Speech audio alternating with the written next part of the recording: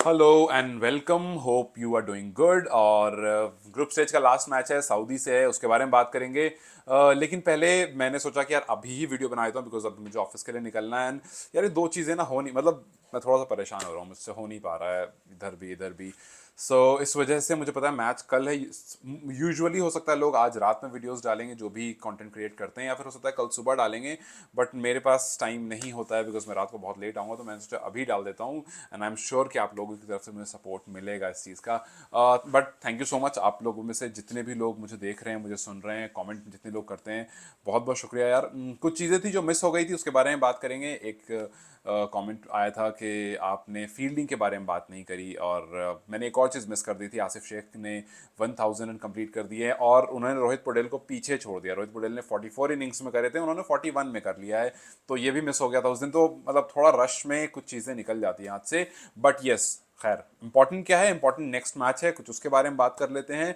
और upcoming challenges है उसके बारे में भी बात कर लेते हैं। तो सबसे पहले सऊदी वर्सेस नेपाल। अभी सऊदी ओमान को हरा करके बहुत कॉन्फिडेंट होकर के आ रहा था, उसके बाद सऊदी कतर से हार गया, तो कहीं ना कहीं वो बैलेंस हो चुका है कॉन्फिडेंस। लेकिन अब कुछ चीज़ें हैं, जैसे यार अब जब मैंने एसोसिएट नेशंस को पिछले कुछ महीनों से फॉलो करना शुरू करा है, then I have come to realise कि यार बहुत सारी यहाँ पर इंटरेस्टिंग चीज़ें हैं जिसके बारे में बात करने में ज़्यादा मज़ा आ रहा है। मतलब अभी हाल फिलहाल में मैंने सऊदी के कोच को एक लाइन बोलते हुए सुनी, और वो सुन करके आई वाज लाइक कि यार मुझे ये फॉलो करना है, I need to follow this thing now. उन्होंने कहा कि जब मैं ओमान के हारने के बाद की, ओमान से जीतने के बाद की स्टेटमेंट थी कि जब मैं 2 साल पहले सऊदी की टीम के साथ जुड़ा था तो इस टीम को प्रॉपर वार्म अप करना भी नहीं आता था। उन्होंने कहा मैं खुद को क्रेडिट नहीं दे रहा हूं, बट मैं ये बता रहा हूं कि जब मैं आया तो देवर क्लूलेस, और अब पिछले आज 2 साल में इन्होंने काफी काम करा है अपने ऊपर। और आज देखो हमने एक हिस्टोरिक विन जीत दी है, वो जब ओमान को हराया था, जब 202 रन कुछ 55 रन से जब जीते थे, उस टाइम बताया था उन्होंने। तो आप देखो ना कि नेपाल जैसी टीम जो ऑलरेडी इतना आगे है, उसके पीछे बहुत सारी टीम्स हैं यार जो लगी हुई हैं, जो मेहनत कर रही है लगातार। और one of the other ways they are coming out showing their performances. So yes, I mean इनके बारे में बात होनी चाहिए, कम लोग बात करते हैं, but I think I will be one of them now. तो खैर अब आते हैं सेमीज पर।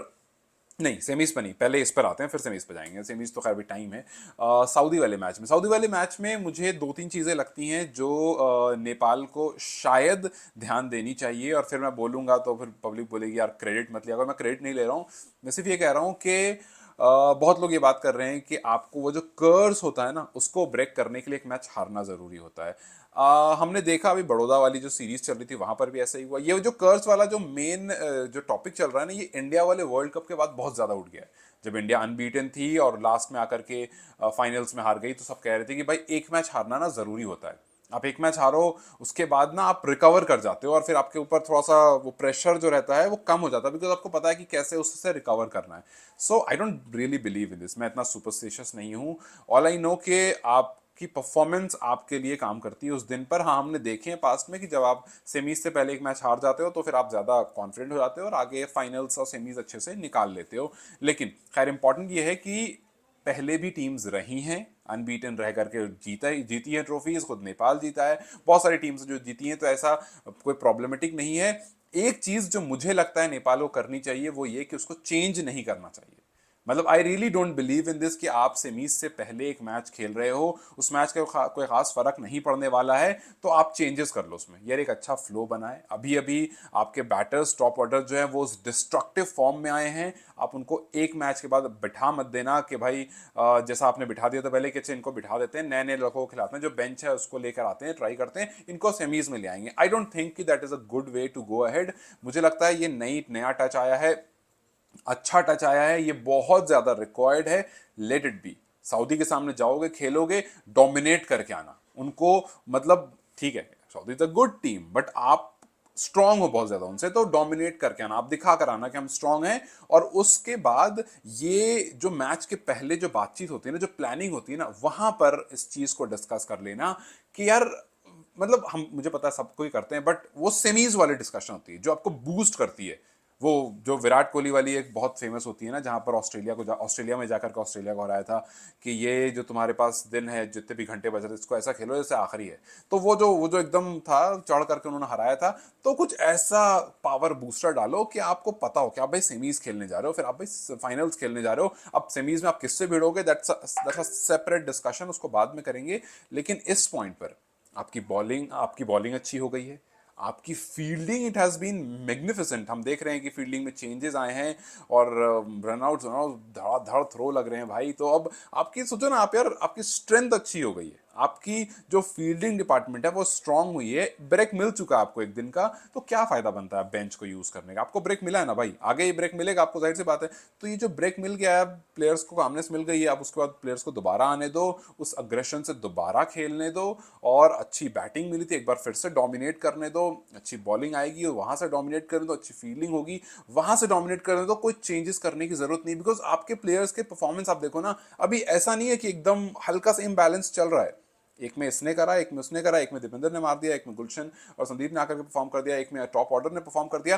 तो अभी ऐसा चल रहा है, तो उसको चलने दो, उसको एक पूरा फुल फ्लेजेड टीम बनने दो एक मैच के लिए। आई डोंट बिलीव, मैं रियली जानना चाहूंगा कि आप लोगों को क्या लगता है। डू यू थिंक के सेमीज से पहले एक मैच के लिए शफल कर देना चाहिए और प्लेयर्स जो कि धीरे धीरे टच में आ रहे हैं उनको बिठा देना चाहिए, और नए प्लेयर्स को कि हाँ जी जाकर तुम खेलो, ऐसा कुछ करना चाहिए? जो बेंच है उसको यूज करना चाहिए, या फिर जो टीम जा रही है, जो मैं सोचता हूं कि जो टीम अभी यहां तक पहुंची है उसको चलने दो? बिकॉज आपने परफॉर्मेंसेज ऐसी देखी है कि Dipendra आयरी 2 man of the match रहे, एक में दूसरे रहे, एक मतलब आपने अविनाश को देखा, आपने इसको देखा, आपने संदीप, अलग अलग प्लेयर्स की तरफ से परफॉर्मेंस देखी ना आपने। तो मुझे लगता है कि एक कलेक्टिव परफॉर्मेंस के लिए आप रहने दो, सऊदी के साथ आगे जाने दो। उसके बाद ये curse verse I think it's a shit, मतलब ठीक है।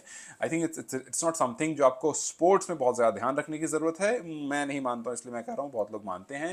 तो no no disrespect to them, but still मुझे लगता है कि they should continue with the same lineup. Saudi is not a that big of a deal. एक मैच अच्छा जीत कर आई है, लेकिन अब हाल फिलहाल में कतर से हार कर आ रही है।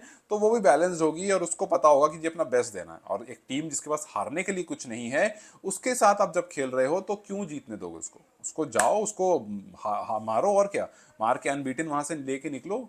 सो आई डोंट थिंक कि यहाँ पर दिमाग में किसी भी नेपाल प्लेयर के दिमाग में ये होना चाहिए कि भाई एक हारना जरूरी है, अगर नहीं हारेंगे तो सेमीज हार जाएंगे। सो आई डोंट थिंक कि ये एग्जिस्ट भी करता है। सो मेरे अकॉर्डिंग आप जाओ, अपनी फुल स्ट्रेंथ के साथ जाओ, और जाकर के जिस तरह से आपने डोमिनेट करा था पिछला मैच, उस तरह से जाकर के डोमिनेट करो, उस परफॉर्मेंस को कंटिन्यू करो। सऊदी अपने पूरे स्ट्रेंथ से आएगा क्योंकि उनके पास खोने के लिए कुछ भी नहीं है, तो उसको यूटिलाइज करो, उस टीम को जाकर के हराओ, और फिर आगे बढ़ते हैं। सेमीज में जो आएगा उसका सेमीज में देखेंगे। बट मुझे पता है आप में से बहुत लोग होंगे जो मेरी इस बात से डिसअग्री करते होंगे या फिर अलग ओपिनियन रखते होंगे, which I would really want to hear कि आपको क्या लगता है। क्या आने वाले मैचेस में या फिर इस मैच में कुछ चेंज की जरूरत है? मुझे नहीं लगता है। अगर आपको लगता है कुछ चेंज की जरूरत है तो कहां पर चेंज की जरूरत है मुझे कमेंट सेक्शन में जरूर बताएं। और आई नो कि वीडियोस आने में थोड़ा सा रैंडम टाइम्स हो रहा है, कभी भी हो रहा है, and that's only because of कि मैं दो दो काम एक साथ कर रहा हूँ, ऑफिस भी घर भी। I just need your support, and अब तक आपने बहुत अच्छा सपोर्ट दिखाया, so I am really really thankful, because I am loving this entire associate nation वाला क्रिकेट। और आई थिंक कि मैं इसमें ज़्यादा डिप डाउन होगा, और फिर फाइनली मैं डिसाइड कर लूँगा कि मैं, मतलब जब मुझे लगेगा कि यार यहाँ पर ज़्यादा टाइम देने की ज़रूरत है। सो खैर वो बात की चीज़ है, बट अभी as of now I I'm so thankful for each and every one of you who is viewing these videos and who are supporting me. So thank you so much. And till then, I'll see you very, very soon. You guys take care. Bye bye.